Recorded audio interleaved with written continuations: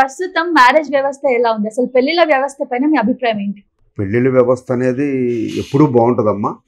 ఎప్పుడు Reddy caste, Kamma caste, Brahmin caste, Vaishya caste, major గా నేను చెప్పే క్యాస్ట్లు ఈ 4 క్యాస్ట్లో అబ్బాయిలకు బాగా ఇబ్బందిగా ఉన్నారు. ఎటువంటి ఇబ్బందులు అంటే, ఇదే అబ్బాయి సుమారు 8 లక్షలు 10 లక్షలు జీతం ఉంటే ఆడికి పిల్లనిచ్చే దిక్కు లేదు. ఆ కులము ఆ అబ్బాయికి మైనస్. పెళ్ళయ్యే వరకు అమ్మ, పెళ్ళైనాక ప్లస్ అవుద్ది. పెళ్ళయ్యే వరకు ఆ కులాల అబ్బాయిలకి మైనస్. అదే ఈ అబ్బాయికి ₹1,00,00,000 ఆస్తుంటే పిల్లనివ్వట్లా. 10 లక్షల జీతం ఉండి సంవత్సరానికి ₹1,00,00,000 ఆస్తుంటే పిల్లనివ్వట్లా. ఆ ప్రొఫైల్స్ అన్నీ ఏమైపోవాలి? చివరికి వాళ్ళకి పెళ్లి చేసుకోవాలిగా. వాళ్ళకంటూ నెక్స్ట్ జనరేషన్ కావాలిగా, వాళ్ళకంటూ పిల్లలు కావాలిగా, వాళ్ళ నెక్స్ట్ తరాన్ని వాళ్ళ నాన్నగారి తరాన్ని కంటిన్యూ చేయాలిగా, వాళ్ళ ఇంటి పేరుని కంటిన్యూ చేయాలిగా. ఎవరికైనా ఆశ ఉంటుందిగా, అమ్మలకి నాన్నలకు కూడా. కానీ ఇదే అమ్మలో నాన్నలో ఇంకా కాంప్రమైజ్ అవ్వటం లేదు.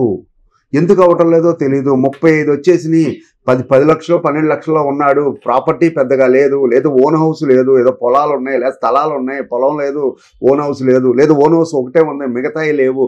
ఇలాంటప్పుడు దయచేసి అర్థం చేసుకోండి అబ్బాయిలారా,